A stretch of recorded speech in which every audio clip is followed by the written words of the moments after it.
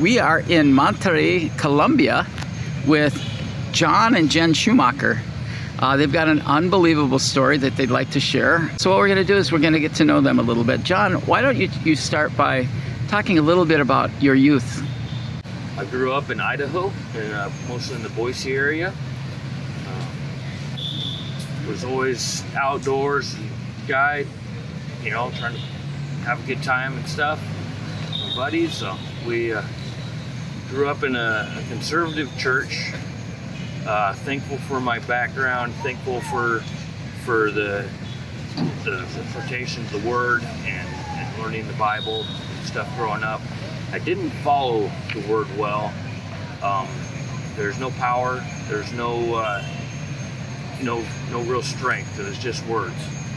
And so I really didn't do a good job following the Word. I was out with my friends partying and having a good time in the world. But it was a bit rough then.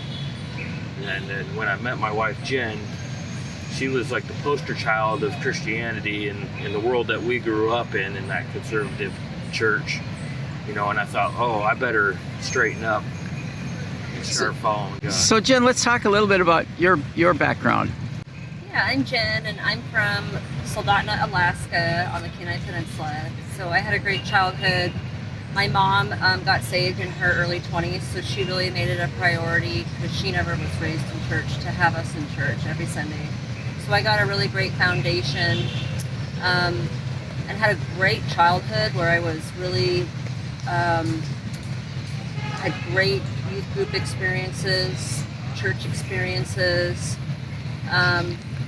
experienced God, but felt like I'd hit the ceiling a lot, like I couldn't go any further.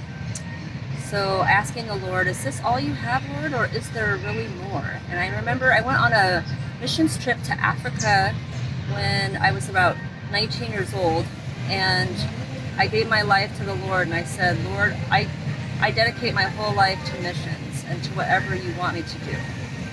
So then what we'll talk next on is you guys meet, and you fall in love, and you decide to get married. And John, you realize that Jen's faith is different than your faith. That her understanding of the Bible is a little different, and it inspires you to do some soul searching and say, I got to get my act together. Yeah. I don't know if our faith was really a lot different. Like, I wanted to be sold out for God.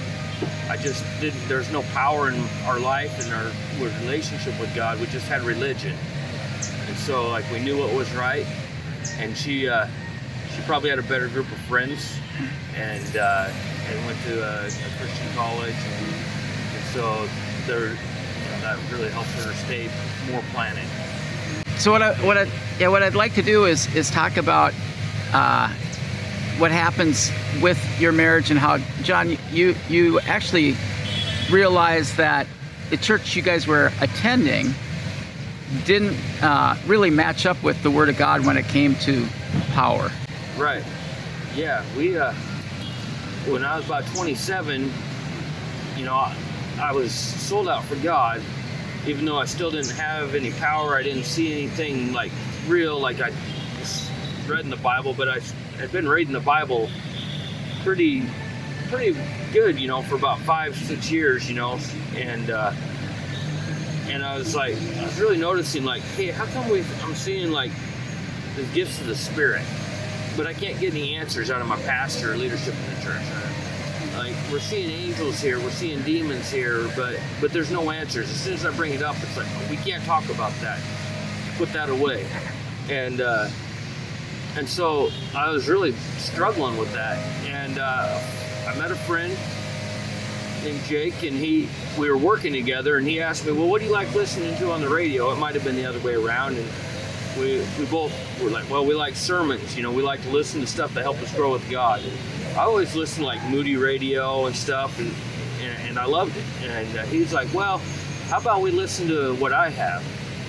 And he pulled out Todd Bentley, and it rocked my world, because all of a sudden here's this guy who's doing stuff that's totally insane, but people are getting saved, they're getting set free, they're getting healed.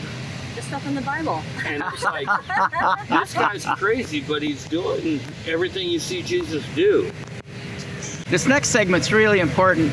It's what happens when you realize there's more, and where you're at, you actually have to close the door to and move on. So join us on this next segment.